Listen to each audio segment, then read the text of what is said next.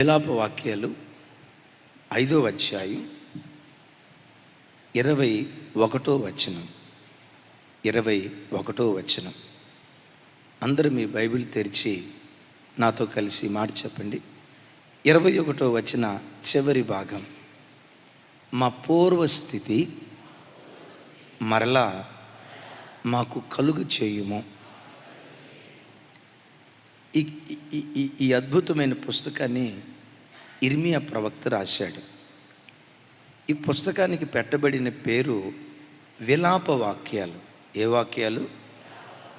ఆశీర్వాదపు వాక్యాలు కాదు, సంతోషకరపు వాక్యాలు కాదు, విలాప వాక్యాలు. విలాపం అంటే దుఃఖం ఉంది, బాధ ఉంది. ఇక దాన్ని తీవ్ర స్థాయిలో చెప్పే పదానికి, ఆ దుఃఖాన్ని బాధను తీవ్ర స్థాయిలో చెప్పటానికి వాడే పదం విలాపం. భక్తుడు ఇర్మియా విలపిస్తూ దేవుని దగ్గర ఏడుస్తున్నాడు. దేవా, మా దేశానికి, మా యెరూషలేము పట్టణానికి, సొలొమోను కట్టించిన ఈ మందిరానికి పూర్వస్థితి మరలా మాకు దయచేవా. ఏడుస్తూ దేవుని దగ్గర బ్రతిమలాడుకుంటున్నాడు. ఏమైంది యెరూషలేముకి? ఇజ్రాయేల్ దేశానికి ఏం జరిగింది? క్రీస్తు పూర్వం 606వ సంవత్సరంలో రాజైన నెబుకద్నెజర్ ఇశ్రాయేలు దేశం మీద దాడి చేసి ప్రాకారాలు పడగొట్టాడు. దేవుని మందిరాన్ని అగ్నితో కాల్చాడు. పడగొట్టడమే కాదు, అగ్నితో కాల్చాడు. గర్భిణీ స్త్రీల గర్భాలను చీల్చి గర్భంలో ఉన్న పసికందులను బయటికి లాగి బంతి ఎగరేసినట్లుగా ఎగరేసి ఖడ్గంతో ఆ పసికందులను 2 ముక్కలు చేశాడు. యెరూషలేము రక్తసిక్తమైపోయింది. దేవాలయం పాడైపోయింది. యెరూషలేము ప్రాకారాలు పడిపోయాయి. యెరూషలేములో ఉన్న కొంతమంది రాజవంశులలో ఉన్న యవనస్తులను చెరపట్టి, వారిలో దానియేలు, షడ్రక్, మెషక్, అబేద్నెగోలు, ఈ యవ్వన బిడ్డలను చెరపట్టి ఆ మగ బిడ్డలను లిటరల్గా నపుంసకులుగా చేశాడు. నపుంసకులుగా చేసి బబులోను దేశానికి తీసుకెళ్ళాడు. యెరూషలేము వైభవం ఇర్మియా ప్రవక్తకి తెలుసు. వైభవాన్ని కోల్పోయిన యెరూషలేము పట్టణ స్థితి ఈ ప్రవక్తకు తెలుసు. ఉన్నత స్థితి ఆయనకు తెలుసు, అధమ స్థితి ఆయనకు తెలుసు. ఇప్పుడు ఈరోజు యెరూషలేము ఇర్మియా ప్రవక్త కళ్ళ ఎదుట ఎలా ఉందో 1వ అధ్యాయం 1వ వచనంలో మాట్లాడతాడు. చూడండి, 1వ అధ్యాయం 1వ వచనం నాతో కలిసి. జనభరితమైన పట్టణము ఎట్లు ఏకాకి అయి దుఃఖాక్రాంతమాయను, అది విధవరాలి వంటిదాయను, అన్యజనులలో ఘనతకెక్కినది, సంస్థానములలో రాజకుమార్తె అయినది, ఎట్లు పన్ను చెల్లించున్నదైపోయేను. ఒకప్పుడు యెరూషలేము పట్టణం జనభరితంగా ఉండేదట, ఆభరణ భూషితురాలిగా ఉండేదట. జనభరితమైన పట్టణం ఏకాకిగా మిగిలిపోయింది. ఆభరణ భూషితురాలిగా ఉన్న పట్టణం భర్తను కోల్పోయిన విధవరాలు ఆ రోజుల్లో ఒంటి మీద ఉన్న ఆభరణాలన్నీ తీసేసి, ఖరీదైన బట్టలు తీసేసి, తెల్ల చీర కట్టుకొని ఆభరణాలన్నీ కోల్పోయి ఒక విధవరాలు ఎలా ఉంటుందో యెరూషలేము పట్టణం అట్లా మిగిలిపోయిందట. ఆభరణ భూషితురాలిగా ఉన్న యెరూషలేమును చూశాడు, విధవరాలిగా మిగిలిపోయిన యెరూషలేముని చూశాడు. జనభరితంగా ఉన్న యెరూషలేమును చూశాడు, ఏకాకిగా మిగిలిపోయిన యెరూషలేమును చూశాడు. ఇప్పుడు తట్టుకోలేక ఏడుస్తూ ఏమంటాడు తెలుసా? అయ్యా, ఒకప్పుడు మా యెరూషలేము ఎలా ఉండేదో మా పూర్వస్థితి మరలా మాకు దయచేయవా. మా దేవుని మందిరం ఒకప్పుడు ఎలా కలకల్లాడుతూ ఉండేదో ఆ పూర్వపు స్థితి మరలా మాకు దయచేయవని విలపిస్తూ దేవుని దగ్గర ఏడుస్తున్నాడు. ఒక యెరూషలేము పట్టణమే కాదు, ఈ కడవరి దినాల్లో శత్రువైన సాతాను సంఘాలలో క్రైస్తవ కుటుంబాల మీద వాడు దాడి చేసి ఏ కుటుంబాన్ని కదిలించినా ఒకప్పుడు ఎంత భక్తిగా బ్రతికేవాళ్ళం అంటే నాన్న, ఒకప్పుడు మా ఇంట్లో ఎంత ప్రార్థన జరిగేదో నాన్న. కుటుంబ ఆరాధన చేసుకోకుండా భోజనానికి వెళ్ళేవాళ్ళం కాదు. అరుణోదయ ప్రార్థన చేసుకోకుండా అడుగు బయటకు పెట్టేవాళ్ళం కాదు. ఎప్పుడు ఇంట్లో దేవుడు దేవుడు దేవుడు, ఆ దేవుడనే ప్రపంచం ఉండేదన్న. ఈరోజు మా ఇంట్లో కుటుంబ ప్రార్థన బలిపీఠాలు పడిపోయాయి. దేవుడనే మాట పూర్తిగా నిశ్శబ్దం అయిపోయింది. ఒకప్పుడు మా ఆత్మీయ స్థితి ఎంత బాగుండేదో నాన్న. ఒకప్పుడు ఆదివారపు ఆరాధనకు వస్తే దైవజనులు పాట ఎత్తుకోక మునిపే ఆత్మవశులమై మోకాళ్ళ మీదే నాట్యమాడేవాళ్ళం అన్న. మోకాళ్ళ మీదే గంతులేసేవాళ్ళం. కొన్నిసార్లు మోకాళ్ళ మీద నాట్యమాడి తిరిగి వెళ్ళేటప్పుడు మోకాళ్ళు రక్తసిక్తమైపోయిన దినాలు ఉన్నాయి.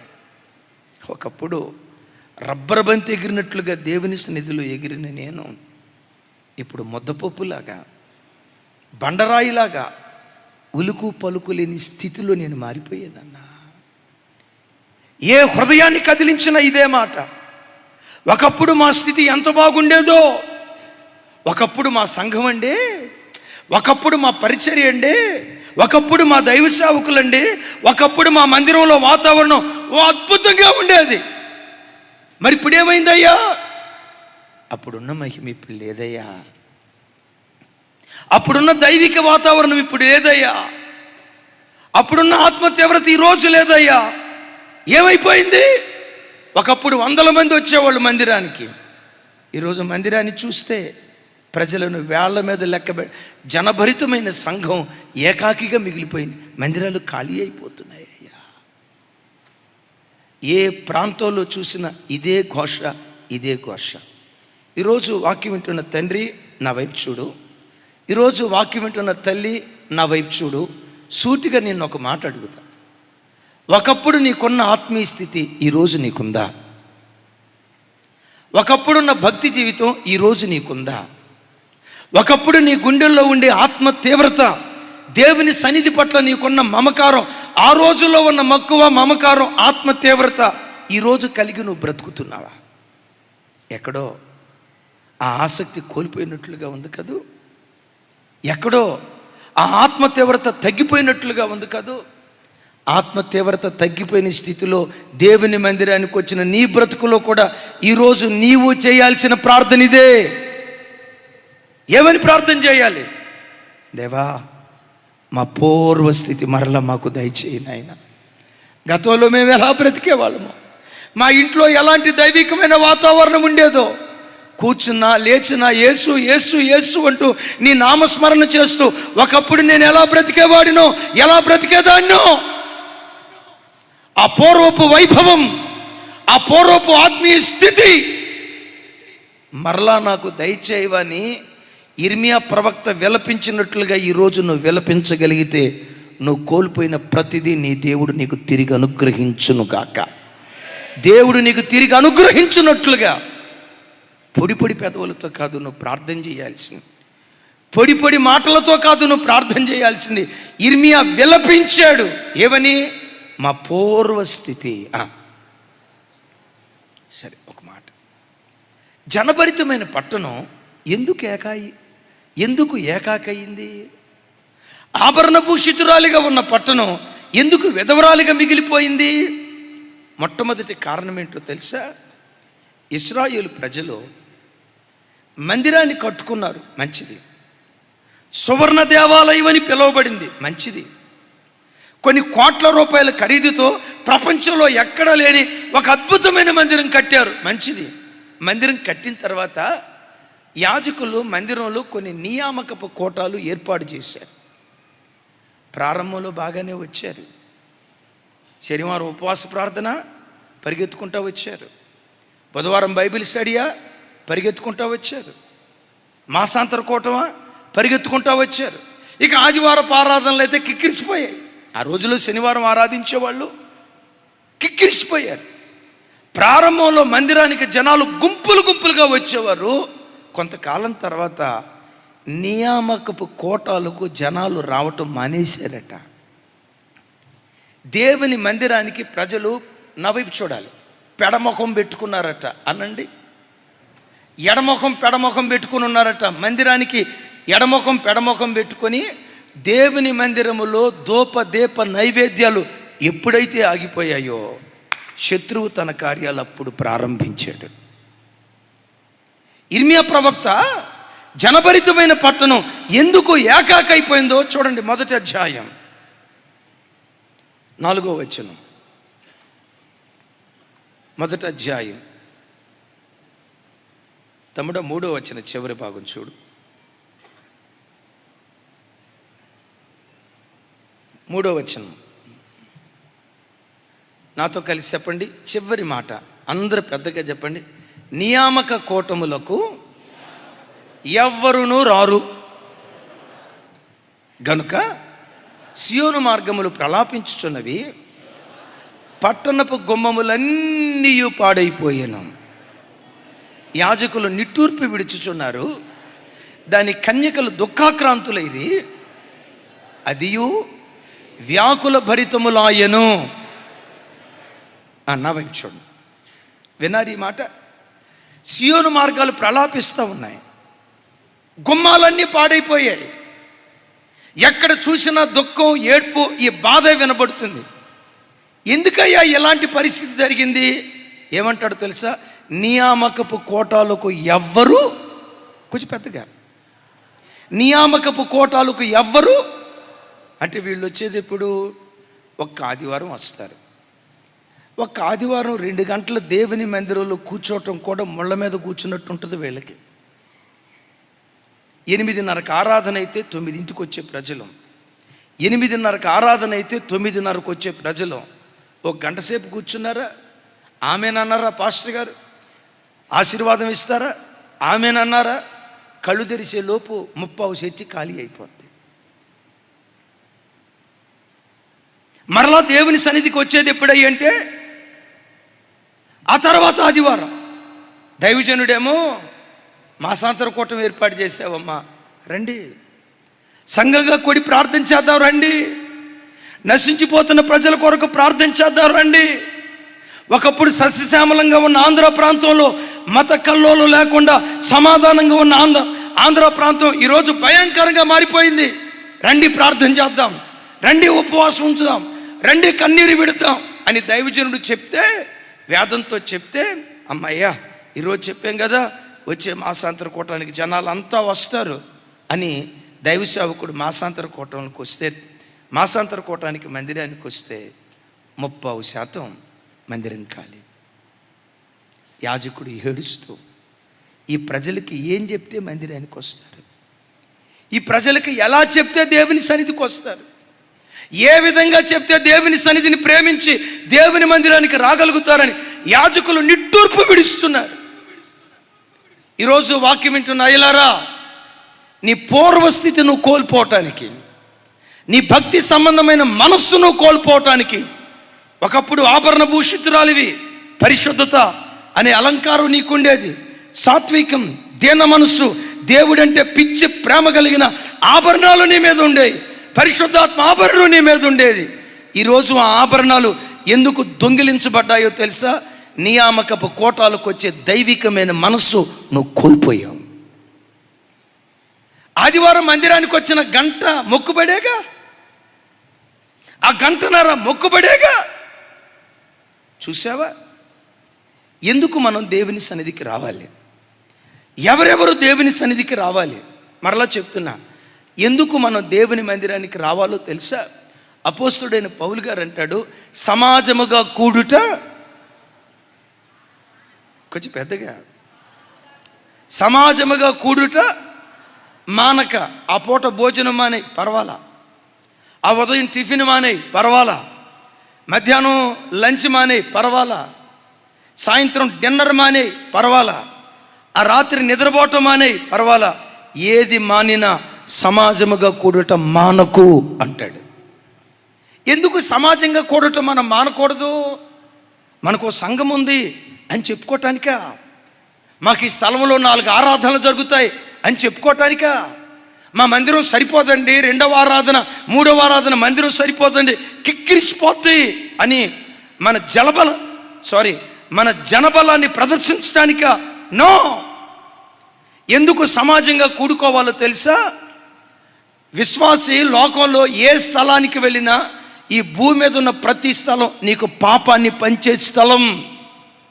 ఇంట్లో పవిత్రంగా బ్రతకాలనుకుంటావు, అలా ఆఫీస్కి వెళ్ళటంతో నీ కళ్ళకు కనబడే దృశ్యాలు, నీ చెవులకు వినబడే మాటలు, నీ చుట్టూతో ఉన్న ప్రపంచం నిన్ను తెలియకుండా పాపపు ఊబిలోకి నిన్ను లాగేస్తుంది.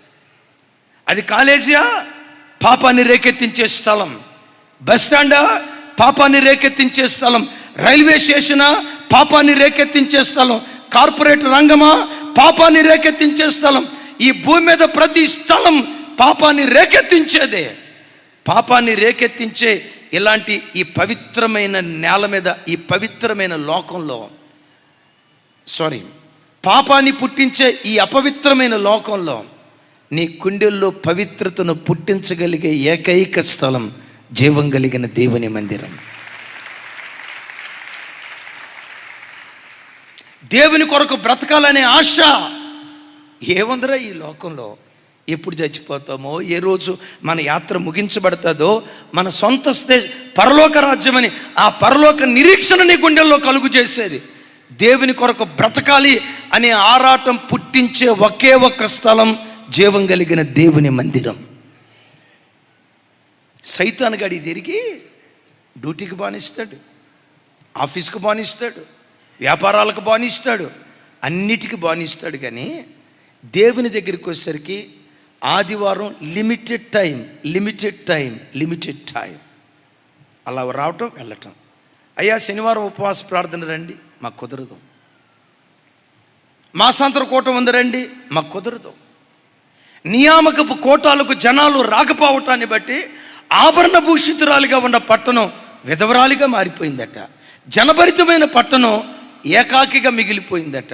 దైవజనమా, మీ ఆత్మ బలపడాలంటే మీరు దేవునిలో ఎక్కడ త్రుటిల్లకుండా 30 60 100 దేవుని కొరకు ఫలించాలంటే మీలో ఆత్మీయ మంటను రేకెత్తించే ఏకైక స్థలం జీవం కలిగిన దేవుని మందిరం. నియామకపు కోటాలు ఎప్పుడూ నిర్లక్ష్యం చేయొద్దు. ఈరోజు ఒక తీర్మానం చేసుకొని, యోవేలు గ్రంథంలో దేవుడు ఇలా అంటాడు. చూడండి ఆ మాట. యోవేలు గ్రంథం 2వ అధ్యాయం 15-16 వచనాలు.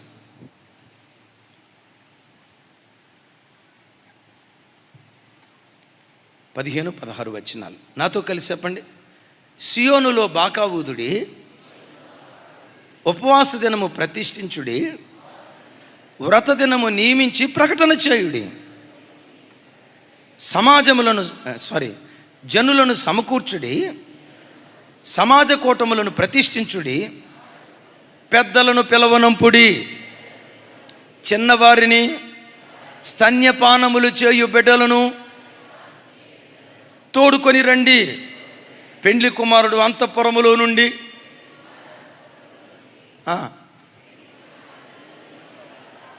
ఎక్కడికి రావాలంట? వాళ్ళు పెళ్లిపేటల మీద కూర్చుందాం, పెళ్లి చేసుకుందామని పెళ్లిపేటల మీద కూర్చున్నారు. ఎంత విచిత్రమో చూడండి. పెళ్లి చేసుకుందామని పెళ్లిపేటల మీద కూర్చున్నారు. ఈలోపు చర్చిలో నుంచి అనౌన్స్మెంట్ జరిగింది, అయ్యా చర్చిలో ఉపవాస ప్రార్థన జరుగుతుంది రండి అని. ఈ పెళ్లి కొడుకు పెళ్లి కూతురు ఏం చేయాలంట? తమిళలో ఏమి రాసింది? పెళ్లి కొడుకు పెళ్లి కూతురు ఏం చేయాలంట? పెళ్ళి వాయిదా వేసుకొని దేవుని మందిరానికి వెళ్ళండి అంటది.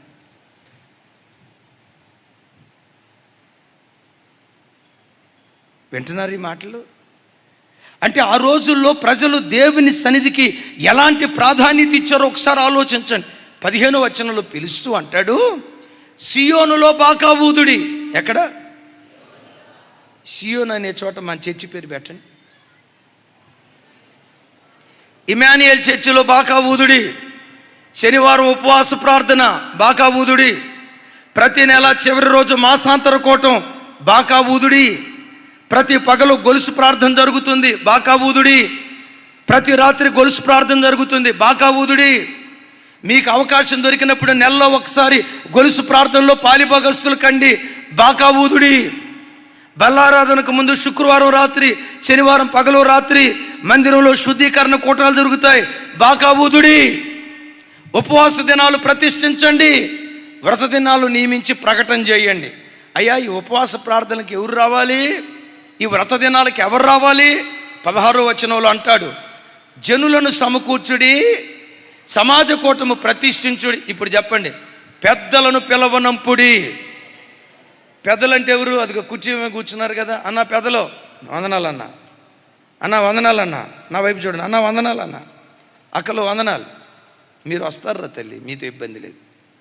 ఈ పెద్దలు ఉన్నారు చూసారా, ఈ పెద్దలు ఉన్నారు చూసారా సార్, నా వైపు చూడాలా, మీరు తలదించుకుంటే కుదరదు. ఈ పెద్దలు ఉన్నారు చూసారా, పరిచర్య చేయటానికైతే వస్తారు కానీ ప్రార్థన చేయటానికి రారు. అదేమంటే డ్యూటీ అంటారు, అదేమంటే వ్యాపారం అంటారు. అంటాడు, ముందు పెద్దలను పిలవనంపుడి. ఎందుకో తెలుసా? పెద్దెప్పుడు రోల్ మోడల్గా ఉండాలి, మార్గదర్శిగా ఉండాలి.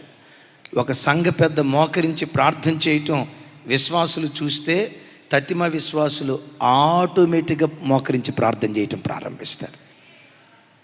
సంఘ పెద్ద మోకరించి ప్రార్థన చేయకుండా గ్రౌండ్ ఫ్లోర్లో నిలవబడి టైంపాస్ బఠానీ మాటలు మాట్లాడితే, ఒక ఇద్దరు కూర్చొని పచ్చిగా చెప్తాను సొల్లు మాటలు మాట్లాడితే, సొల్లు కప్పులు చెప్పుకుంటూ ఉంటే యువత పాడైపోద్ది, తర్వాత తరం పాడైపోద్ది.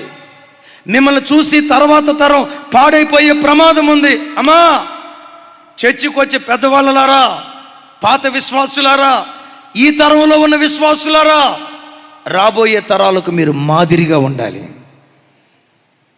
రాబోయే తరం మిమ్మల్ని గూర్చి ఏం చెప్పాలో తెలుసా?